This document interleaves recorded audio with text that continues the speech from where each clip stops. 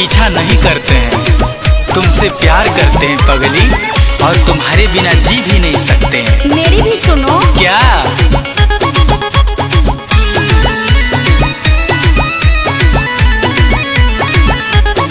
प्यार कैसे करोगे गाँव घर में ये चटका है सवार, डर लगता है मुझे बहुत कहीं हो ना जाए बाबा। अरे पगली काहे डराती हो, हम है ना।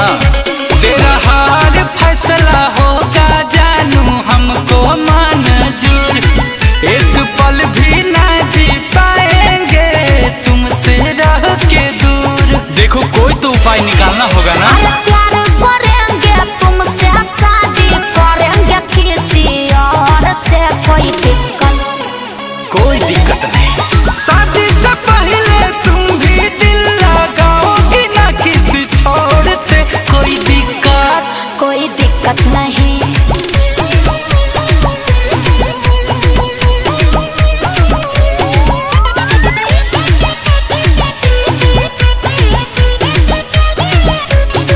तुमसे बात करेंगे सारी रात करेंगे, चलो अब ये से प्यार का शुरुआत करेंगे। थोड़ा वेट कर लो ना, अल्टरनेट कर लो ना, दोनों रोज कहाँ मिलेंगे, टाइम सेट कर लो ना।